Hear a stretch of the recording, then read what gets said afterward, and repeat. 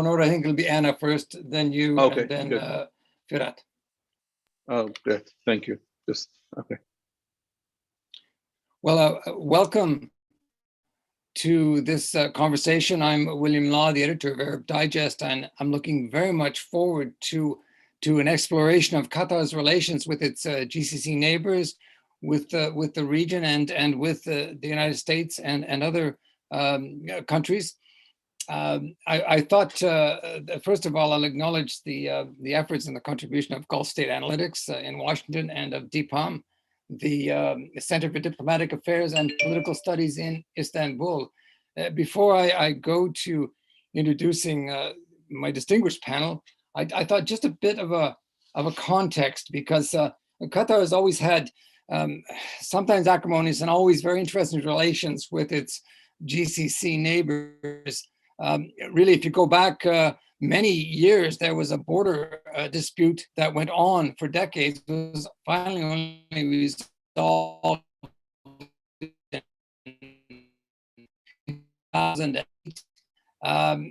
Then that are taken by Qatar as opposed to the other GCC countries.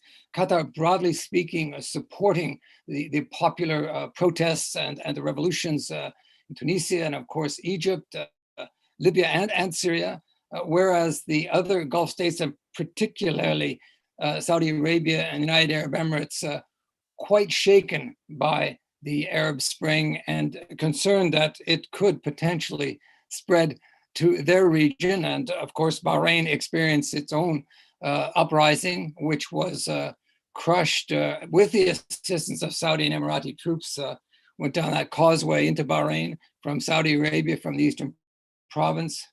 2014, there was a diplomatic rupture. Bahrain, the UAE, and Saudi Arabia suspended relations.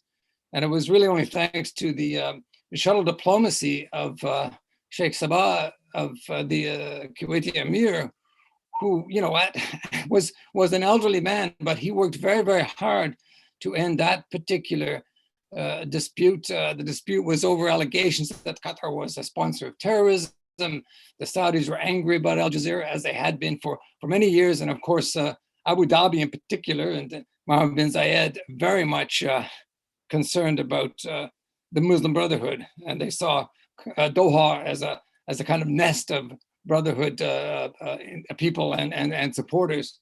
That was really just papering over the cracks, because then in 2017, we had this extraordinary breach, the land, air, and sea blockade of Qatar, really coming out of the blue in terms of how it was suddenly launched without any warning. And that was joined by the Egyptians. So we had the Bahrainis, the Egyptians, the Emiratis, and the Saudis, the so-called quartet. Again, the allegations of terror, Qatar being a terror supporter, anger at Al Jazeera, and of course the Muslim Brotherhood issue, all coming together to form this really nasty feud that went on and dragged on and on. It was finally only resolved in January of this year at a summit at Al Ula. And I think it's interesting because you can see within the quartet, there are those who are quite anxious to improve relations with Qatar, and Saudi Arabia, I think, is a leader there. And those who are more cool, I'll put it that way. And of course, Mohammed bin Zayed is still very much concerned about the issue of the Muslim Brothers and not feeling particularly warm towards Doha. Now, let me introduce as a non-resident fellow at the Arab Gulf States Institute in Washington and a contributor to the North Africa Policy Initiative. She's a Doha-based political scientist. We're speaking to you, I think, just outside Washington today, Anna, and focusing on foreign policy in the Middle East and North Africa. And previously, she was the senior research assistant at the Brookings Doha Center, managing the center's research and publications. Her own work focused on Chinese and US foreign policy in the MENA region, as well as governance and political economy in the Maghreb countries. Now, prior to moving to Doha, Anna was the academic director and main lecturer in journalism and new media for SIT, Study Abroad in Morocco, also an adjunct professor at the École de Gouvernance et de l'Économie in Rabat, which taught courses on media and political economy in the Middle East. And her work has been published by a number of outlets, including the Brookings Institute, the Washington Post, and Al Jazeera English.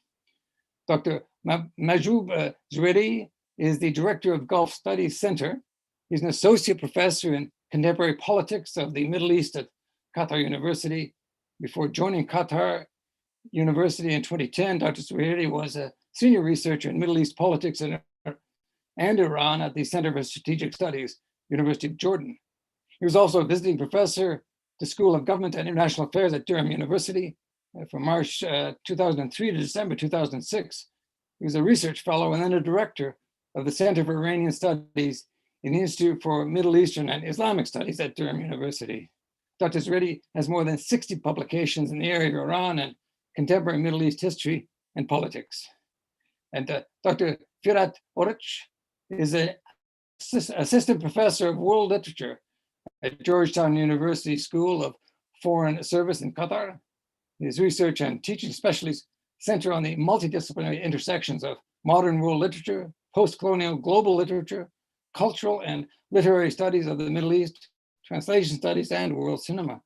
And before joining Georgetown, Qatar, he taught at the Comparative Literary Studies program at Northwestern University and departments of English and Comparative Literature at the University of California, Los Angeles. Dr. ORUÇ was born in Mardin, Turkey, and holds degrees from Boğaziçi, Bosphorus, that is Bosphorus University, State University of New York, and Duke University, where he received his PhD. So welcome all of you, and thank you so much for being a part of this conversation, which I know, particularly in the current context, is going to be most interesting. Let me begin, if I may, Anna, with you. The question I want to pose to you, which I'll then ask your fellow panelists to answer in turn, what might Qatar mediation efforts in the region look like moving forward? I think Iran is the elephant in the room in that question. How might Qatar work with the United States? Yes, thank you so much for having me. This is a really relevant question. This is extremely timely.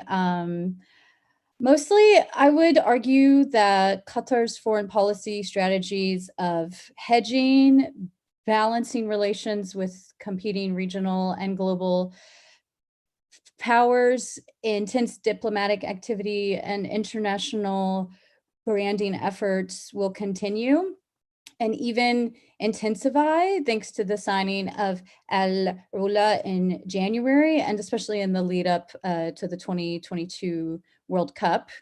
I think that Qatar wants to show that it is a good global citizen and a small state that can project incredibly significant power and influence through positioning itself as an essential regional mediator.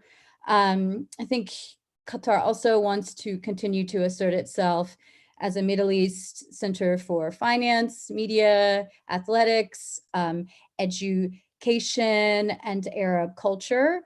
I think that Qatar does this through soft power tools, like utilizing its tremendous financial resources and strategic investment, mostly through its sovereign wealth fund, through hosting international athletic competitions, through its enormous infrastructure and energy investments, through media like Al Jazeera, and through its investment in US-based education systems within Qatar, as well as through the promotion of education abroad through the Qatar Foundation.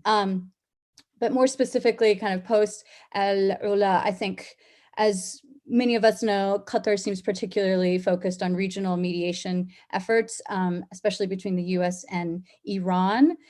The intra-Afghan talks in Doha also were successful in many ways, which further cemented joint US-Qatar mediation efforts. But these talks in Doha have since stalled. Hence, there's kind of a bit of regional jockeying right now over hosting complementary meetings in Turkey, as the US has proposed, as well as the current meeting happening in Russia. I would say that Qatar is focused on, one, maintaining its key role in the Afghanistan talks, which has come under some recent pressure from the US, and two, on supporting mediation between the US and Iran. The Qatari foreign minister visited Tehran to speak with the Iranian foreign minister last month to offer to mediate. The Qatari foreign minister has also been in contact with the US Secretary of State, Antony Blinken, and the National Security Advisor, Jake Sullivan. So I think that this is definitely possible. It's also important to note, though, that Iran did refuse Qatar's offer to mediate with South Korea over the seizure of one of its oil tankers in the Strait of Hormuz by Iran in January. So it's a bit unclear whether Iran or the US will be open to long-term Qatari mediation, but it's definitely possible. If I can say one last point, I also think that Qatar could be perhaps trying to replace Oman, which played such a critical role in facilitating back channels that led to the JCPOA. The death of Oman's leader and its present economic challenges may keep its leadership more focused on domestic issues or on other regional conflicts like the one in neighboring Yemen. Qatar, Russia, and Turkey have also recently launched a new trilateral consultation process to help resolve the Syrian conflict. And Qatar will remain an essential part of any process to facilitate Palestinian reconciliation, given its close ties to Hamas and its history of mediation.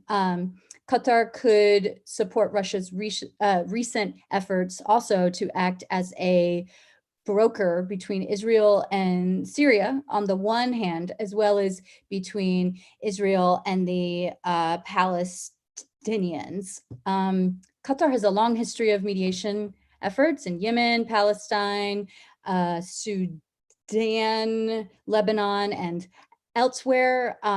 And I would say that outside powers seeking to play a larger role in Middle East conflict resolution, such as the US, Russia, China, and or Turkey, will likely seek out Qatar's partnership. And that's all I have to say on that, I think.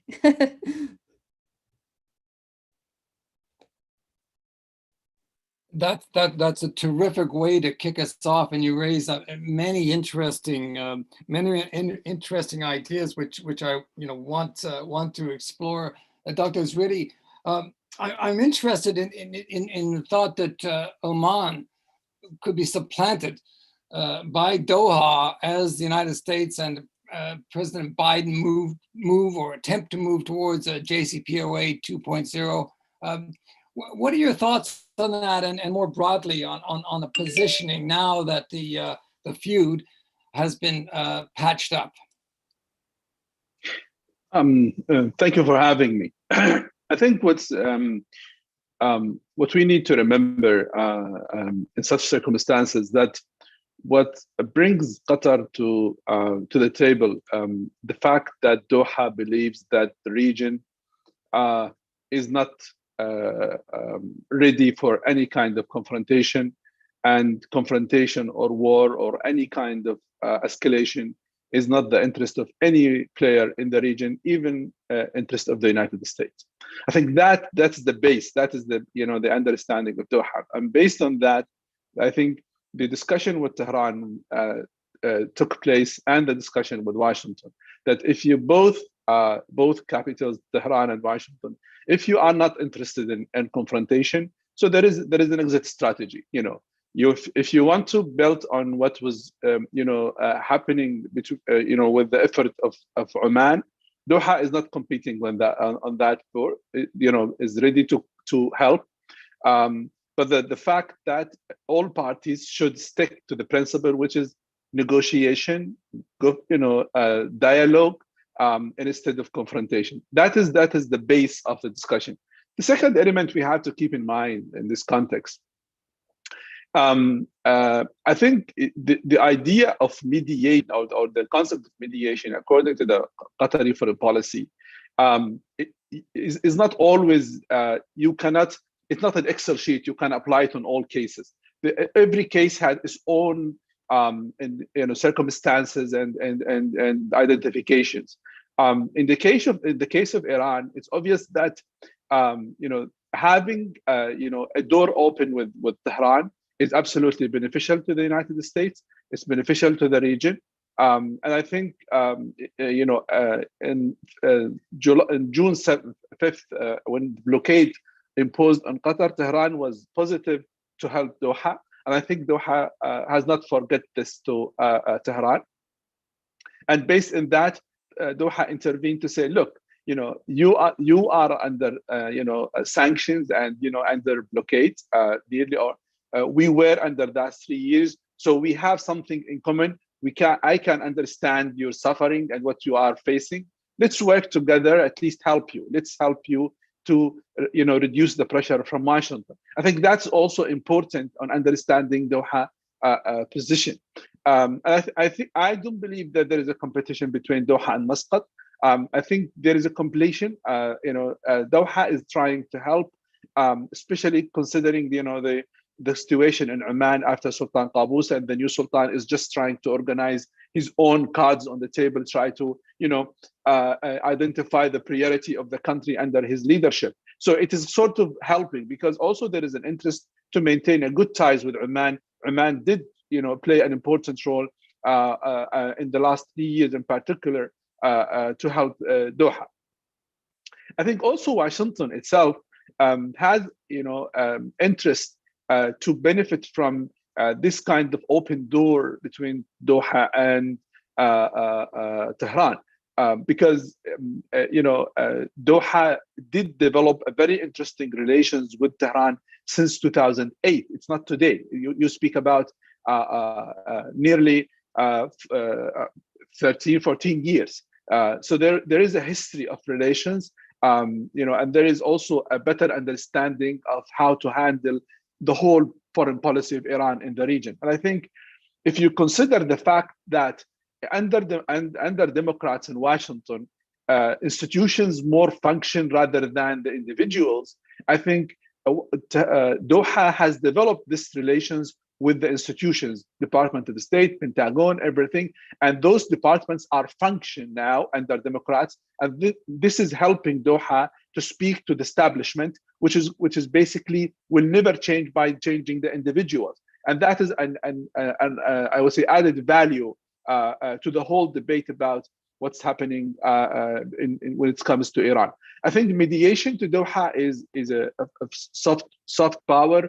Foreign policy tools will never change, but we have to consider this principle case by case and how this played in each case.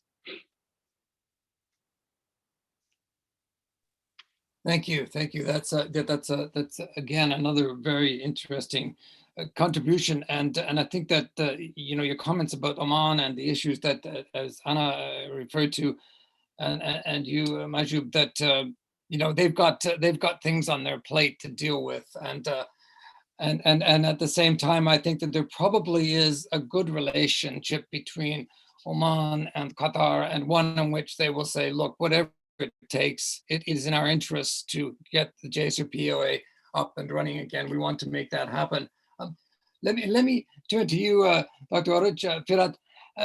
It's interesting, isn't it? Because the relationship that Qatar has had with Washington going back to when the feud was launched and Donald Trump tweeting, you know, the Qataris are terrorists and go get them. And then a few days later, really, after he was reminded by the Pentagon and various other people that actually Qatar was a huge ally in the war against Daesh, ISIS, and indeed in the Afghanistan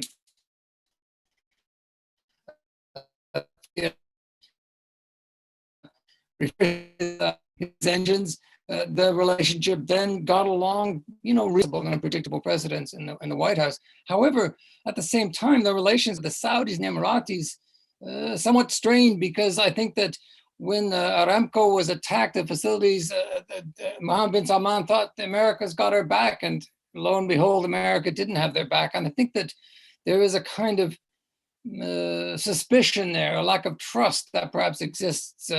And do you think that Qatar is better placed than the Emiratis or the Saudis to work with Washington? Thank you, Bill, and like my colleagues, very pleased to be on the panel. Although it is not specifically my area of expertise. But responding to your question, I would say that first of all, Qatar did emerge much more resilient, much more experienced out of the crisis. That's at the level of even diplomatic mediation. I think now they can much more think about the region, the world in much more complex ways, and in a way, as Dr. Mahjoob said, there's no a single formula to be applied. And I would say that the moment of the crisis, through all the different interactions they had with so many different actors, that must have been quite a training in itself, right? And more specifically about the relations with the US, you touched upon the military relationship due to the presence of the US military base in Doha. But in addition to that, Education City is an enterprise to which I belong, is one strong dimension of that relationship. Of course, at the level of trade, at the level of, again, cultural relations or influence and so on, right? And in addition to that, I want to argue that US has a particular opportunity by fostering further its relationship with Qatar, particularly in the current global sort of resistance or suspicion against the US, which is, of course, much more heightened at the sociological level, in the streets, so to speak, across the Middle East, right? And so, in a way, Qatar-US relationships could provide a really inspiring, workable model, right? In which the US doesn't necessarily come across as this top-down hegemonic force. I'm gonna say how this relationship will go, and you will follow me, and so on. And I think Qatar learned quite a lot in terms of how to pursue sort of a relationship, even between what is nominally a small state and a superpower on on equal terms. And by equal terms, not perhaps we are not talking about, geopolitical power and influence, but recognition of being partners at the same level on the table.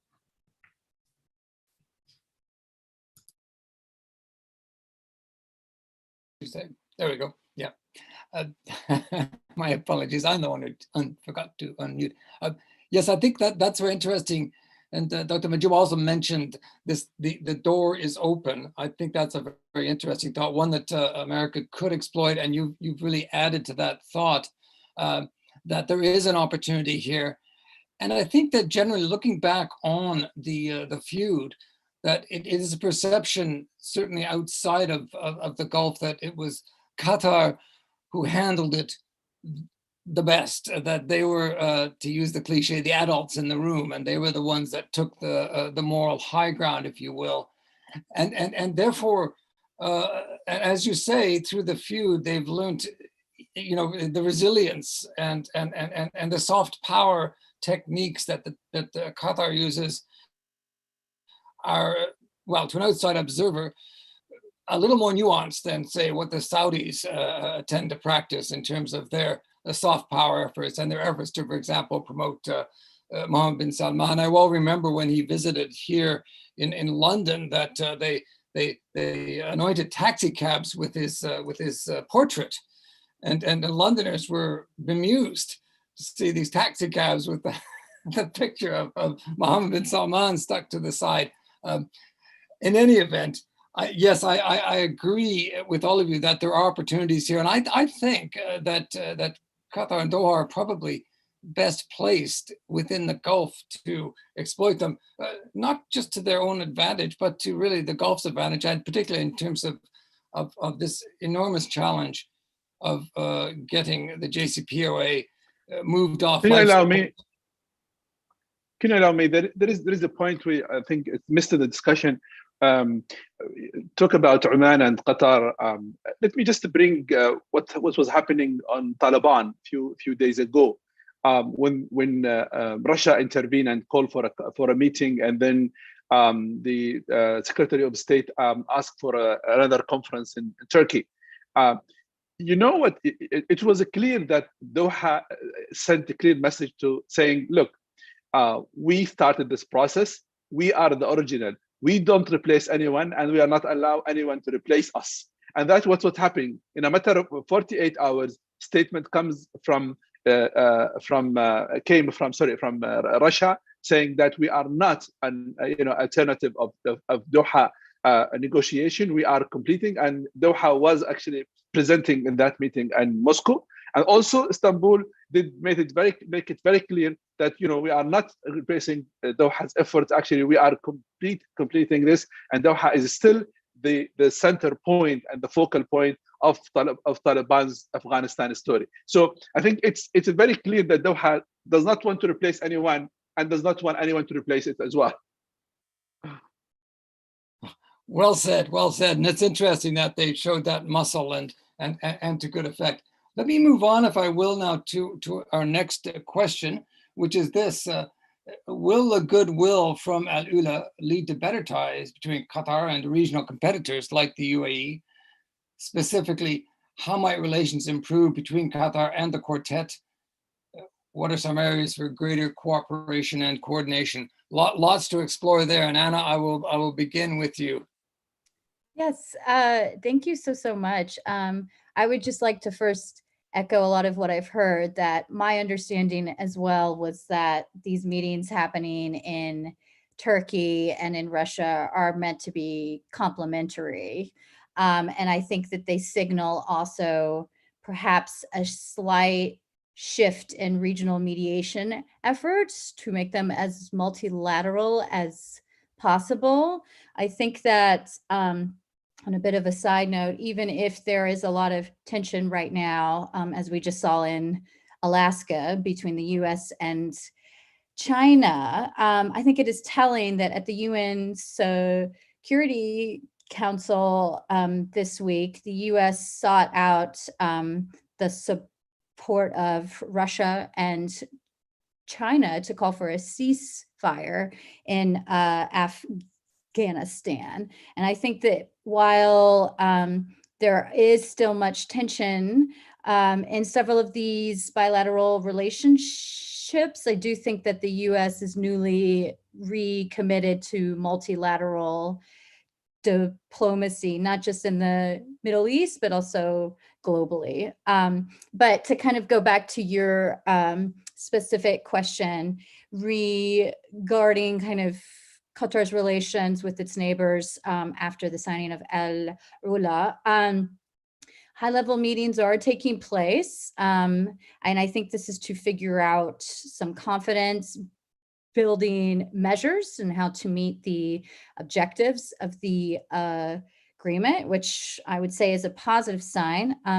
Meetings have been held, for example, the Saudi foreign minister was in Qatar recently. Qatar's finance minister flew to Cairo to attend the inauguration of a Qatari-funded hotel in what was viewed as an important symbolic gesture, and delegations from Qatar and the UAE met last month in Kuwait as well. So I do think these are all positive signs that things are moving in the right direction.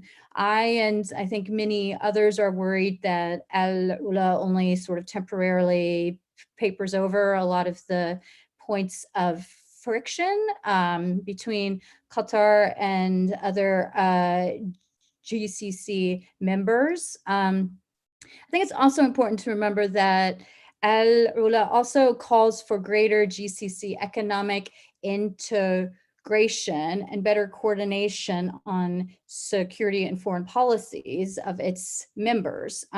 According to the Al-Ula Declaration, the signatories will commit to, quote, the completion of economic integration, the implementation of joint defense and security systems, and a unified foreign policy for its members, end quote.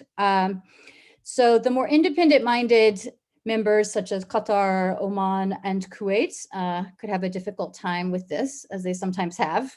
I think there is much room for improvement in the realm of economic integration and some coordinated foreign policy priorities, but Al-Ula's vision seems to reflect more Saudi-centered priorities, which will likely cause issues for countries like Qatar. So for example, just because there's renewed cooperation between Qatar and Saudi does not mean that Qatar will necessarily enact Saudi policies to counter and isolate Iran, nor will Qatar likely limit its relationship with Turkey, which is another sore point for the UAE and for Saudi. I think tensions could still remain between Qatar and UAE over Qatar's ties with some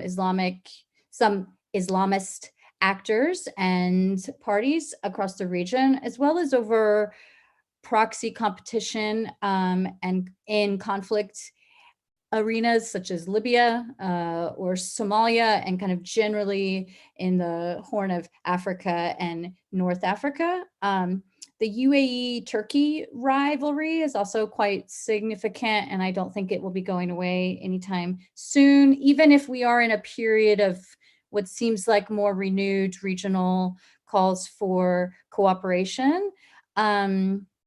So yeah, I mean, I also think it's important to look at kind of the general regional context. I do think we are in a period of heightened cooperation and commitment to quelling regional conflict. But I think this was motivated in part by the departure of the Trump administration and the arrival of the new Biden administration in the US.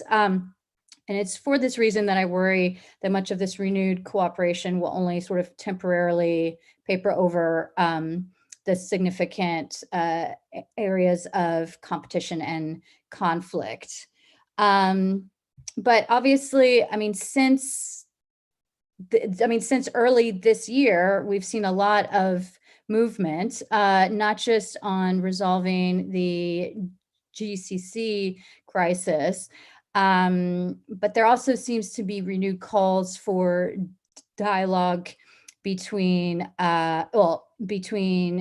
Turkey and Greece and in managing the conflict and competition in the Eastern Med. There even seems to be just more cooperation between Turkey and also Saudi Arabia and the UAE. So I think that this is all positive, but I'm concerned that it will not last, I guess. So thank you. There's the question, will it last? Dr. Mahjoob, I wanted to ask you about the United Arab Emirates, because after all, they were the primary agents of the feud and that false video and the fake news about what Tamim had supposedly said regarding the Israelis, and that whole process seemed to be driven very much from Abu Dhabi. How serious do you think is the split still between the Emiratis and Doha? To get to your question, let me just highlight the fact that Qatar met Riyadh on one strategic goal, which is basically reactivating the role of GCC. So Al-Ula, it wasn't about only reconciliation. It was about fueling the GCC and push it to work more. That train called GCC to work and to go on to move from the station, the 5th of June, 2017. So that was important. And I think based on that, there was 3 levels of developing relation from Doha perspective. The first one, I call it the fast track. The fast track was between Doha Riyadh. The fast track, there was a meeting, there was, contacts, there were between the Emir Sheikh Tamim and the King of Saudi Arabia. There was a lot of communications were going in place. And there was the normal track, which is between Abu Dhabi and Doha. And that was interesting because the discussion actually took place in Kuwait rather than in Doha or Abu Dhabi. And there is the slowest track, which is between Bahrain and Doha, where basically things are very slow. And I think it was obvious that Doha does perceive Bahrain as, I would say, less important player in that and the whole game. So it was obvious that this does not mean everyone will give up what they are doing in the region. I'm not sure that the role of Saudi Arabia will be changing in Yemen or in Libya. Or again, I don't think so. Also, Emirates' role will be changing. In fact, there is something going on in the next few months with the Palestinian elections. We have to keep eye on this to see what will be the role of those countries on this election, because we know that Dahlan is based in Abu Dhabi and he's trying to form a list for the elections. And there is a lot of question mark, what will be the outcome of these elections and how Emirates will be involved on pushing a group supporting by Dahlan to win the elections. So there is something going on now in the region. We have to keep an eye on it to see I would say the rivalry is going on or not. I think it does exist and it's going on now between countries. I don't see any change of foreign policy. Every country does play based on their definition of national interest. But I think they understand the atmosphere has been changed with the new administration in Washington, and this administration is still puzzled. So you need to cool down a lot of fronts, including the reconciliation.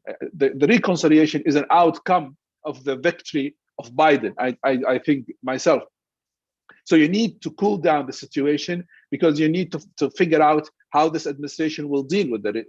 this administration already announced that their priority is Asia, not the Middle East. And then everyone should, put his hand on his cheek and say, what will happening? How can I handle all of this? It's look, America is looking at China, India, Ireland, and they are not taking care of us. So what will happen? So there is a big question mark now about where Biden will move in the next 3 years, or more than 3 years in the White House.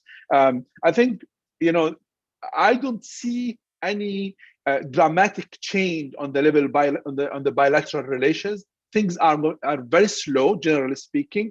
I think socially there is a lot of traveling going on from Doha to their people. They have families in Abu Dhabi, in Emirates, or in Saudi Arabia, or in Bahrain. I think this is important because that was a social pressure on the governments. I think this is now a little bit relief. People, they are traveling to see their families. 3 years they haven't seen them, and that is from a humanitarian side, it's positive actually to see this kind of movement. But politically speaking, it's very slow.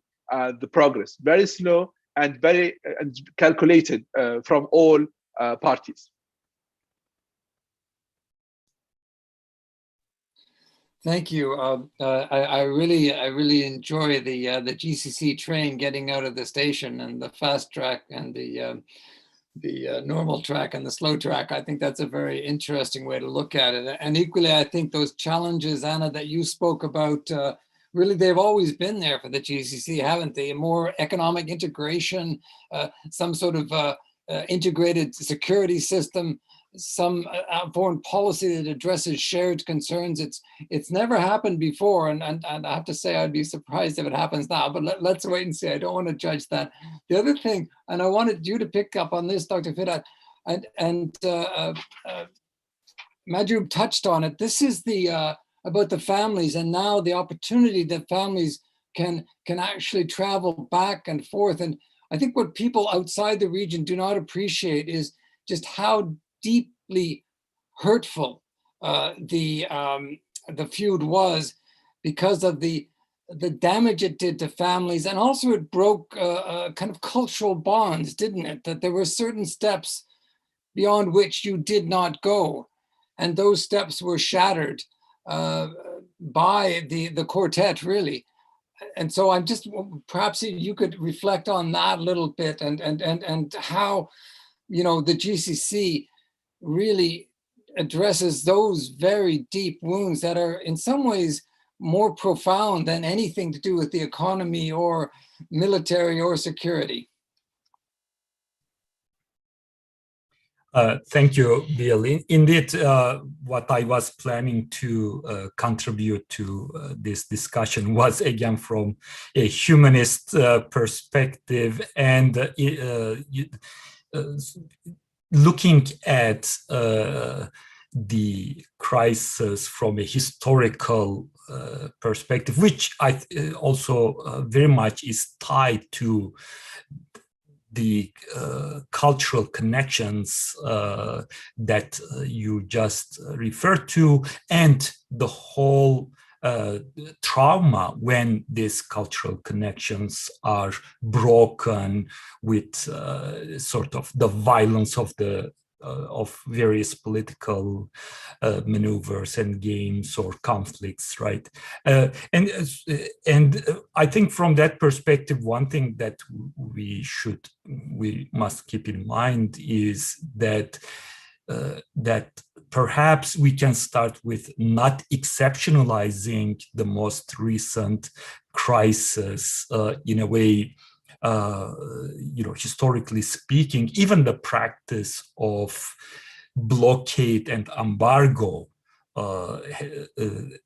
goes back to earlier moments intra GCC conflicts. The most famous one that I can think of is the one that, again, Saudi imposed a blockade on Kuwait in the late 1930s, and more or less it was in the same structure, right? And along with that, later various forms of border disputes and so on.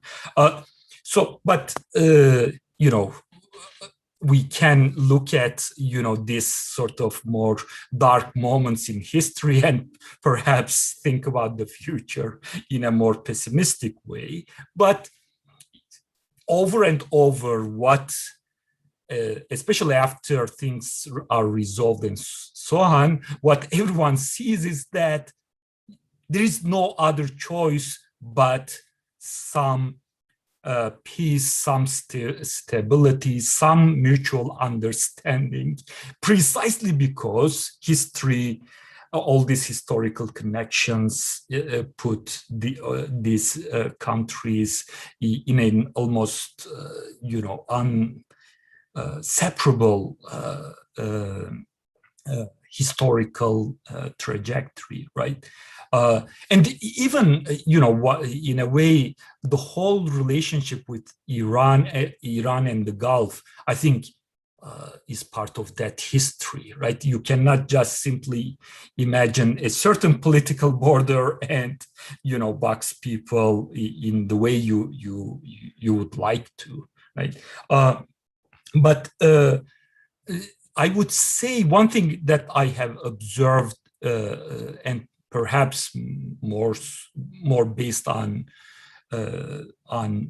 my experience in Qatar, after this crisis, there has been a stronger sense of nationalism, as opposed to, sort of the transnational tribal allegiance, which is still there, but I got the sense that a sort of a proper modern sense of nationalism was very much sort of stimulated, especially with the last crisis. So, of course, this opens up the question of what Khaliji identity, if, will we be able to talk about a Khaliji identity or not in the future. And finally, I would say that in terms of stability, I think much also depends on how things evolve, particularly in Iraq. We often forget that Iraq is a Gulf country, but also one can extend it to Syria, the Levant, and even North Africa. But especially, how, in other words, how things evolve in the larger region will also determine the intra-GCC questions. Thanks. Can I ask you, just as a follow-up, because you're quite right to mention Iran and Iraq, some of the cultural ties that exist and that have existed for a very, very long time, that really surmount the GCC by a long shot. Can you draw that out a little bit for us? I can think of multiple examples, but I'll just give a couple of, sort of more examples driven from social life, right? Today, the most iconic heritage place in Doha, Souk Waqf, I'm sure, and Bill, where I am talking about. It used to be called Souk al-Fars, the Persian bazaar, right? Particularly because of the prevalence of Persian merchants who would come and do business across the Gulf, right? In terms of architecture, if you, I went to Shiraz, for instance, and the windmill structure and many architectural resemblances even extend to the interior of Iran. So and mobilities, human mobilities, right, across Iraq and Iran are, I would say, sort of, they have this deep structure that, you know, the sort of the high level of politics can not really immediately wipe out. They are there, right? Thank you very much. I want to move on because Dr. Mahjoob, you mentioned something very interesting, which is Mohammed Alan and his engagement potentially in the Palestinian elections, and that draws us on to the third question, which is the whole issue of Israel and the normalization, the role that the Emiratis played, the pressures being put on Mohammed bin Salman to bring the Saudis in. I mean, we could probably talk for hours just on this one subject alone, but let's look at it with a simple question, which is, and I'm going to go back to you, Anna, now, which is, will Qatar ever normalize with Israel? There you go. You get the tough one. Well, this is very timely. I'm sure many of us read the highly problematic op-ed that came out this week in the Wall Street Journal by the infamous Jared Kushner. He argued that the answer to that question is yes. I would say no. That op-ed was filled with highly problematic assertions, to say the least. But anyway, I don't think that at this time Qatar will normalize ties with Israel, nor will Oman, for that matter. Mauritania, I think, is possible. And I think the country, I think, as many of us know, that is probably more seriously considering normalization at this point in the GCC is Saudi Arabia, which would obviously be a huge move. But it's important to remember that, you know, these normalization deals with Israel come with major risks. I mean, look at what is happening currently between the EU and Israel over Netanyahu trying to use his visit to the Emirates to help him win the Israeli election. So there's now, you know, public tension between the Israelis and the Emiratis. It's true that this likely won't risk the normalization, but you know, it still can cause a lot of problems for these countries that take the risk to normalize. Not to mention the fact that, I mean, normalization with Israel is not popular socially among any country in the region. So that's also another social and political risk. But back to the question of Qatar specifically, you know, I think normalization with Israel would also compromise Qatar's ability to act as a regional mediator in disputes involving Palestine, which Qatar has historically played a significant role in. Like I said previously, I mean, Qatar maintains important ties with Hamas and is the only country in the GCC that has offered major economic aid and investment to Gaza.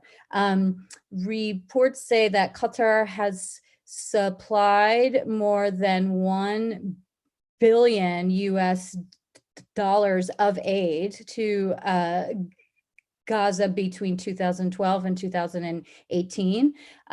This includes humanitarian aid, investments in housing, education, and in supporting the very limited fuel supply.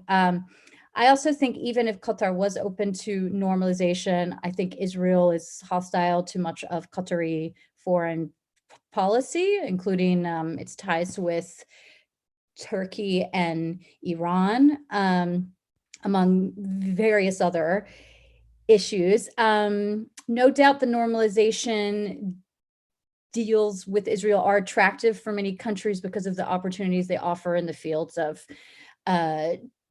tourism, trade, biotech, AI research and development, not to mention military equipment and cyber capabilities. But I don't think this will be enough to sway Qatar at the present moment. Another thing to, I think, remember when we talk about the Abraham Accords is that a major motivation behind many countries in the region pursuing this is that I think many are looking for a security partner as the US continues to decrease its military presence and involvement in the Middle East. So as the US's top ally in the Middle East, Israel could be a security proxy for some of these countries. Or I think this is the way that normalization is being presented. I'm not saying that this is true, but let's say that, that is the narrative. Even if that were true, Qatar really doesn't need Israel as a security proxy in the ways that maybe some other countries do. I mean, partially thanks to the US military outpost in Qatar being the largest one in the Middle East, but also perhaps more importantly is the Turkey-Qatar relationship right now. Turkey also has a major military outpost in Qatar, which can hold up to 5,000 troops. It was completed in 2019. My understanding is that there are only a few hundred there now, but it's well known now that Qatar is also relying increasingly on Turkey for defensive purposes. I mean, after the blockade happened in 2017 and there was a real threat of Saudi invading, Qatar didn't have a lot of options. And the US was, was part of the reason why this whole thing happened in the first place. So I think that Qatar learned a very valuable lesson. I do think that the Qatar-US relationship is still very strategically essential for Qatar. So I'm not trying to argue otherwise, but I think that arguably the Turkey-Qatar relationship is becoming more valuable as well. So kind of to come back to the original question, I mean, Qatar has clearly said that any normalization with Israel will depend on progress being made on Israeli peace with the Palestinians based on the Arab Peace Initiative.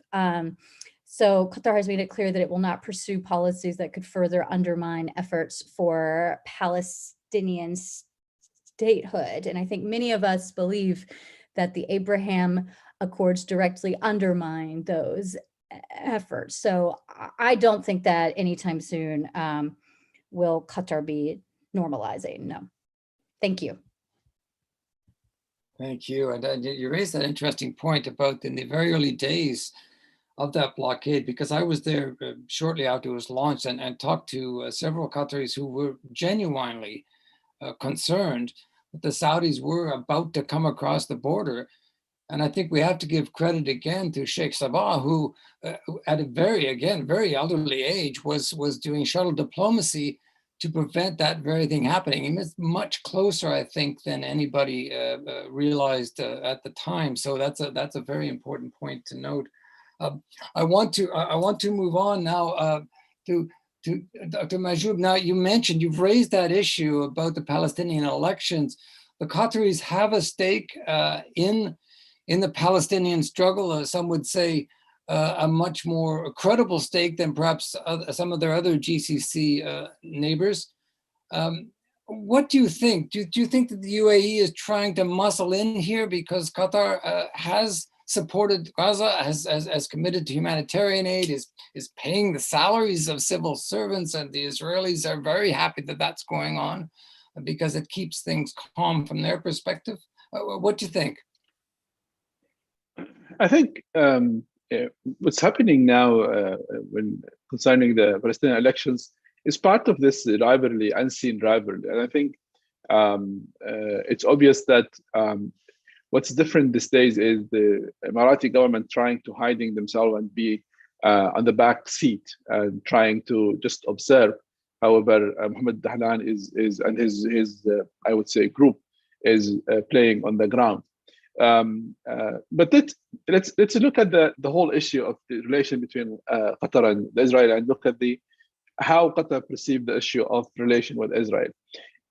When Qatar opened an office for Israel in 1996, it was in the context of a Madrid conference and the normalization process, which started with the Oslo, with Wadi Araba and other agreements, which basically based on that you need to fix the Palestinian issue through normalization. So normalization is not for free. There is something, there is a goal out of that.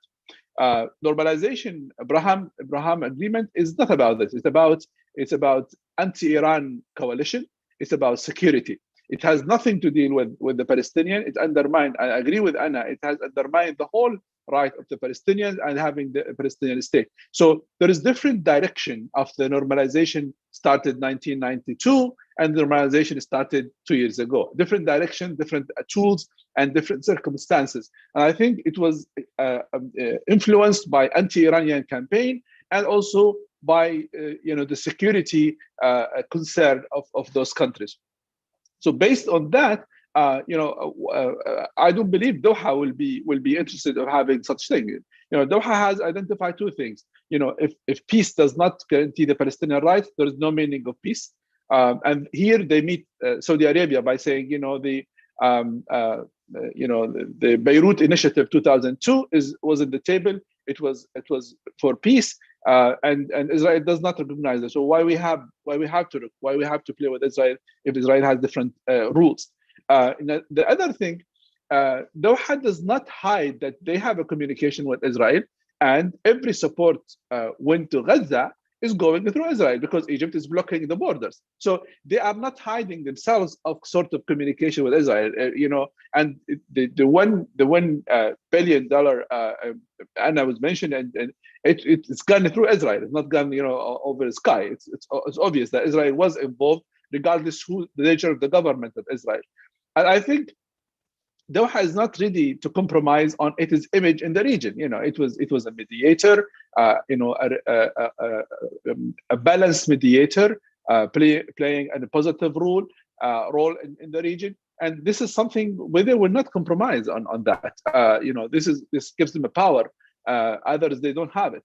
And I think they are not ready to give up on this. For this reason, I would agree with Anna. There is no way they can normalize with Israel at current circumstances. And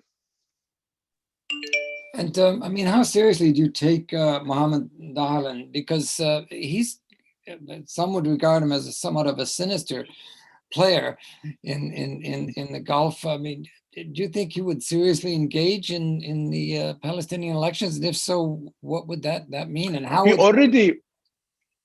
he already sent 14,000 vaccine to Gaza. He already sent this from a Russian vaccine. So he's already involved, actually. And already he had a statement 2 days ago. He said, because there was a rumor that he has a coalition with Hamas. He said, no, we have no coalition. We have independent coalition running for the elections. So he's already involved. And one of the tools was the epidemic itself.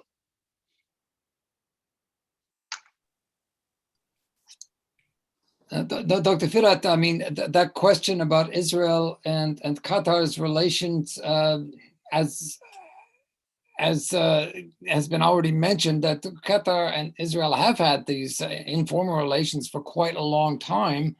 But do you agree with my other panelists that normalizing, certainly at this stage, is simply a step too far? Certainly, I think these are my sentiments as well.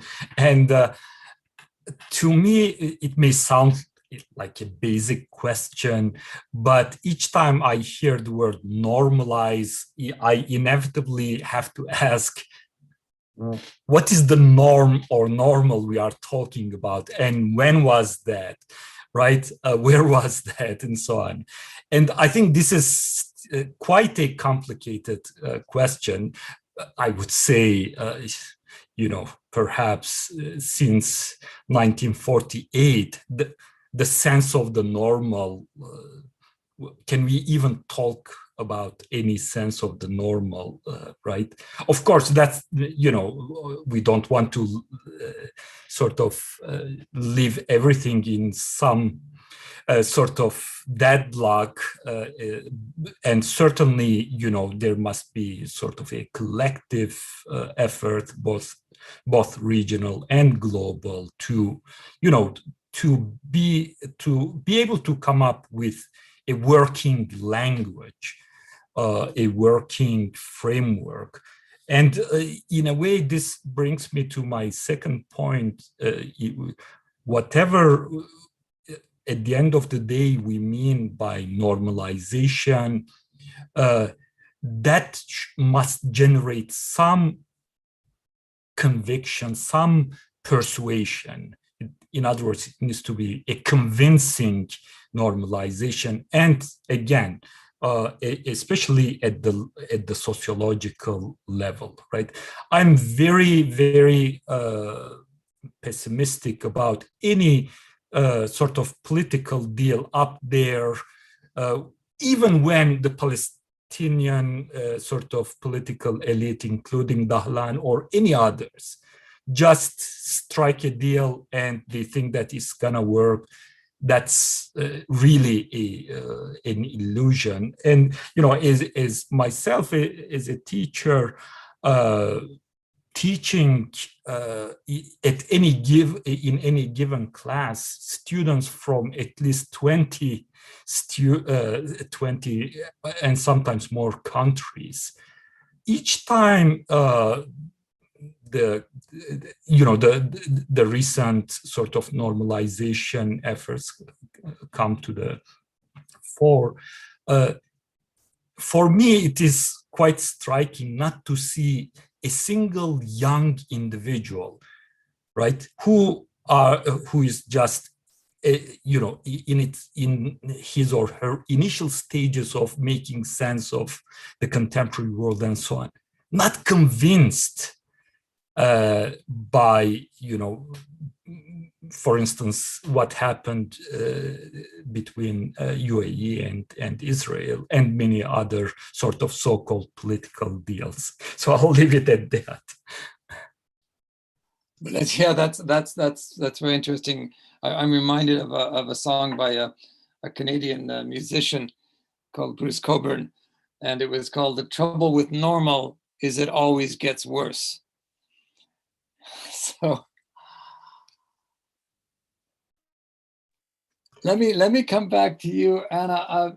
I'm really sort of intrigued by, and want to pursue this a little more, by the idea that all three of you have presented, that there is an opportunity here for Doha to play a leading role. I suppose my question is, America has not been particularly adroit at these opportunities. I can put it that way. I mean, one of the problems at JCPOA in the first instance was that basically the Gulf states and the other players were ignored, and they were the ones most impacted by it, who would be most impacted by it.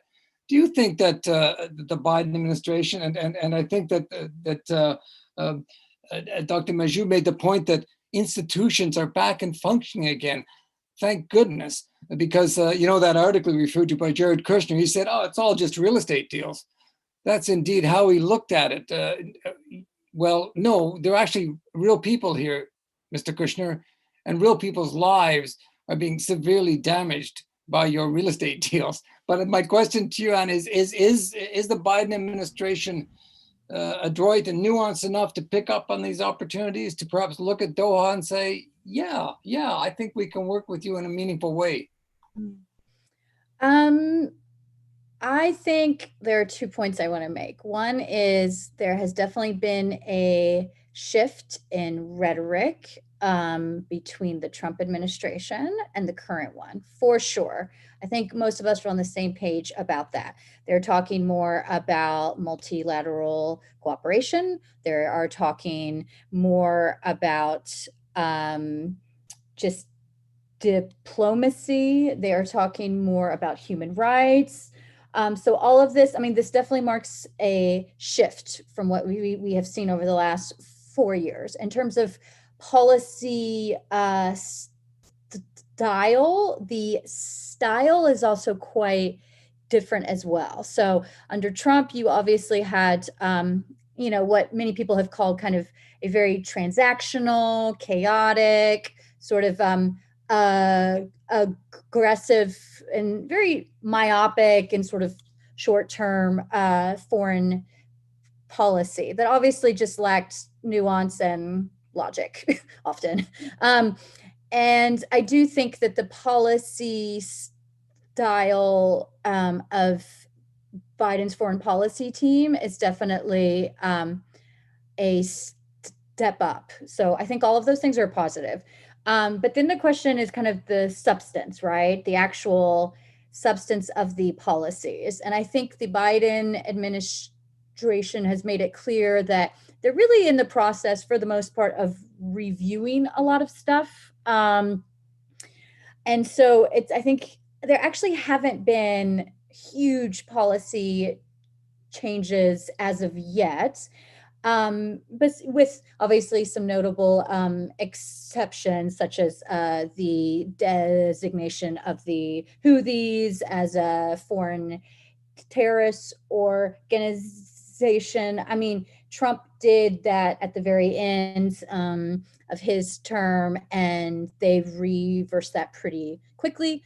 So there have been some changes, I would say, but as of now, not quite yet. And this is what we're all sort of waiting to see. Biden's foreign policy team has some really excellent and experienced people on it. I especially like Rob Malley, who's the U.S. envoy on Iran. I think that was very positive as well. I think the choice of Wendy Sherman also bodes well for diplomacy with Iran. I think that the foreign policy team, though, overwhelmingly is also quite pro-Israeli, generally. I think a lot of the people they have chosen to work, for example, on the Middle East at the National Security Council are a bit more hawkish than I was expecting, and tend to be a bit more pro-Israeli overall. And when I say pro-Israeli, what I'm saying is that there is a bit of an unquestioned support for Arab-Israeli normalization.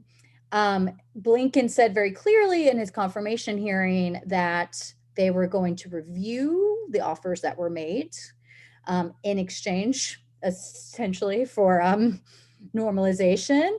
But I strongly believe that they're not going to reverse any of those, whether it's Trump's recognition of Moroccan sovereignty over the Western Sahara, which upended, decades of U.S.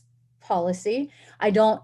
Currently the Biden administration hasn't announced anything specific on that, and I don't think they will right now, but I doubt that they will change that. And then in terms of arms deals and arms sales to, let's say, the UAE, they said that they were reviewing it, but they said immediately that they would likely happen. So the sort of unquestioned support for the Abraham Accords is a little bit worrying to me.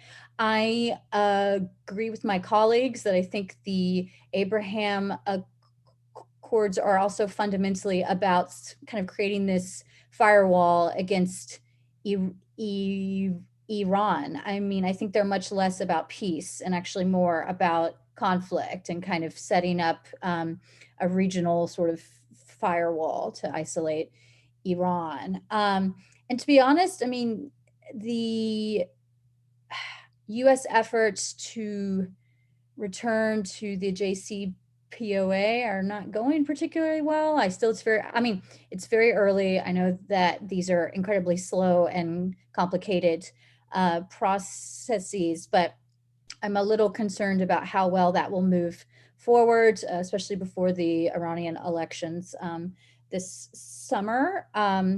So I'm actually a bit cynical about how different the Biden administration will be in the Middle East at the moment. Going into it, I was feeling cautiously optimistic. And in some ways, in certain areas, perhaps, I was feeling more optimistic about Yemen, even though fighting has gotten much worse there. But right now I'm feeling like there will be renewed cooperation. There will be renewed effort toward multilateral diplomacy. But I actually think Biden's foreign policy team will be a bit more hawkish than I was hoping. So I hope that answers your question. It does indeed, and time, tempus fugit, and of course with JCPOA, you're quite right to make the point about the Iranian elections coming up, and Biden does seem to be dragging his feet on that. But I'm looking at the clock, and I've got another question I want to squeeze in, so I'll put it out to you, Dr. Mahjoob. How have Qatar's relations with Iran and Turkey changed since the blockade began in 2017, and how will Al-Ula impact them moving forward? To be honest, since 2017, there was absolutely a change of dynamic. The relations between Ankara and Doha developed very fast, and also between Iran and Qatar. You know, the airspace was immediately open to Iran, to Qatar Airways, which basically was a clear response to blockade countries that there is an option Qatar had in hand, and which helped a lot.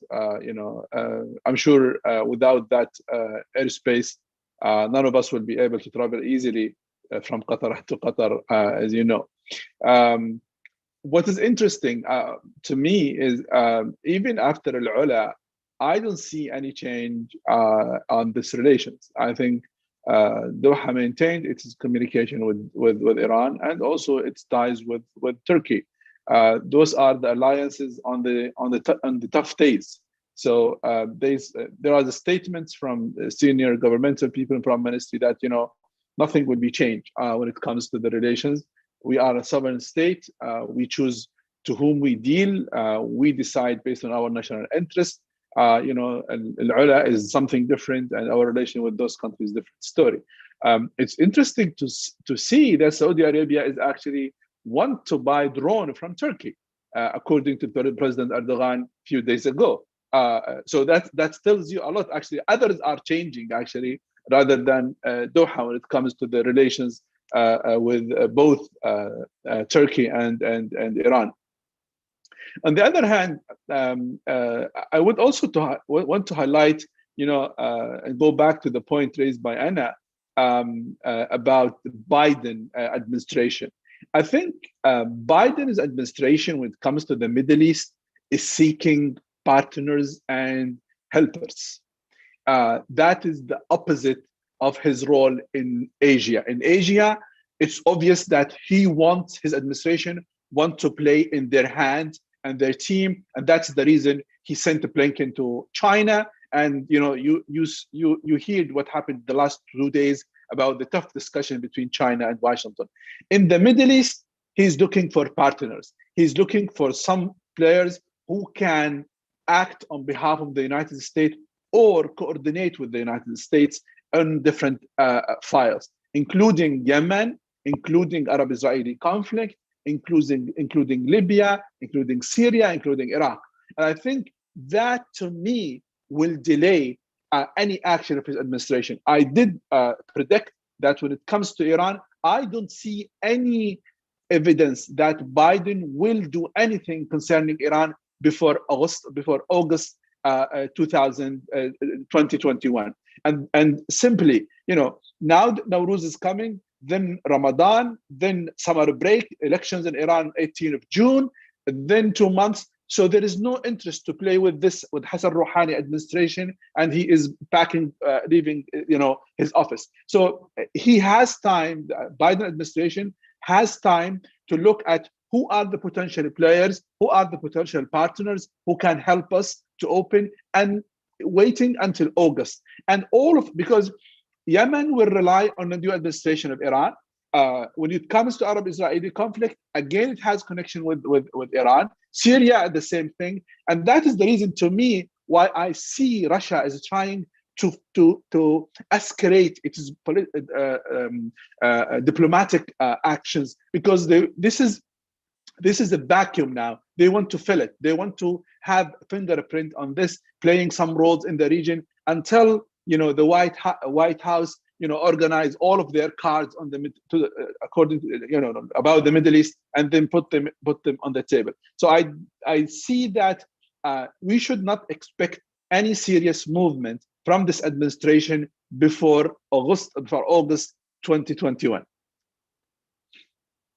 Thank you. And Dr. Fırat, I'll ask you about the relations between Turkey and Qatar, and whether you think that President Erdogan might want to really, exploit Qatar to his own advantage, and how will Qatar deal with that, should that arise? Thank you. To answer before answering your question in a more direct way, I would say, and I hope it doesn't come across as a national bias, but in terms of soft power or cultural influence, there has been, especially after the blockade, there has been a tremendous difference in Turkey's reception within Qatar at many levels, right?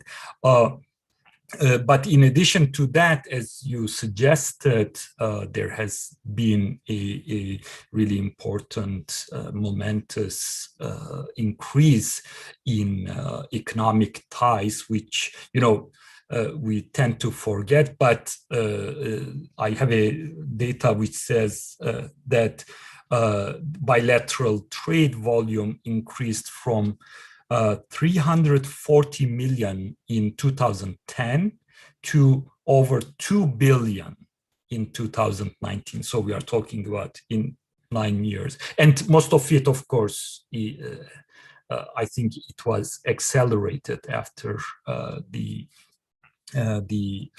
Gulf crisis. And in a way, I think so far what seems to be happening is an impressive strategic partnership, right? And definitely Turkey benefited from that, especially at the economic level. Qatar has been if not the only, maybe the other, one of the other two countries that Turkey had swap agreement, which helped, the pressure of the foreign currency on the Turkish economy, and so on and so forth, and many different investments. For sure, I would, and in exchange, Qatar increasingly, as I can follow, has been interested in adding Turkey in its investment portfolio, particularly the now managing of Antalya port, which happened just in the summer. And maybe if you would allow me to bring in my more sort of image studies interest, each time as a just regular person sitting in the living room watching on TV a visit, whether it is by Erdogan to Qatar or by Sheikh Tamim to Istanbul, it is very clear a sense of camaraderie, a sense of fraternity is very clearly communicated in those moments, right? And one last point, again, in relation to the crisis, I would say that after the Al-Ula Accords, what I have observed is that this somehow freed Turkey in the sense that they began also to resume negotiations or some kind of rapprochement, particularly with Egypt and also with Saudi Arabia. So from that perspective, I think it has been good on the indirectly for the Turkish side as well. Thank you. And sadly, we are coming to the end of our conversation, which has been fascinating and has given me many ideas and images that will stay with me. Can I just ask each of you briefly for just a final thought on Qatar and its place now in the GCC? As I say, we'll have to be brief. I'll go to you, Anna, first. Yeah, just a really quick note of something that we hadn't yet touched on, which I think will be important to look at in terms of competition, will also be kind of this pivot east, from west to east, and the partnership between GCC countries and China and India. I think that in the GCC, the UAE is probably the most important economic partner to China, but I think that Qatar is also looking to kind of cultivate greater ties with its Eastern partners, especially in energy cultivation. And I think that in terms of the role of the US there, I think that this could be a source of tension. I think one of the theaters of tension between the US and China right now, I mean, it's primarily in Southeast Asia, but I think that the Middle East as well will be a site to keep an eye on for this growing competition between the US and China. So that's it from me. Thank you. Thank you. And Mahjoob, if I can ask you for your final thoughts. Well, I think the blockade did contribute a lot to Qatar to show it is muscle and independent and more stronger player. And now they are the president of the Arab League, and they attend the latest meeting on GCC in Riyadh just a few days ago. So it's obvious that they have a lot of cards in hand, and they believe that they can play more flexible and show their muscles in the region, comparing with 3 years ago. Thank you. And a final word to you, Fırat.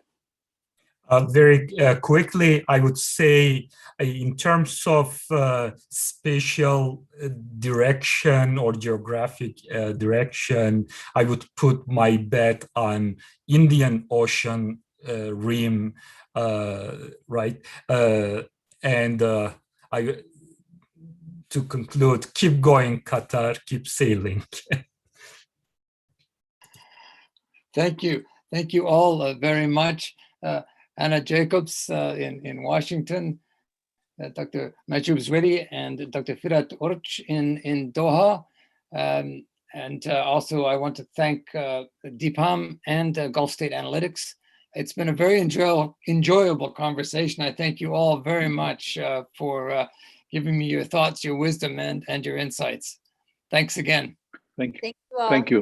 Thank you so much. Thank you. Bye-bye. Thank you. It was a Bye. pleasure.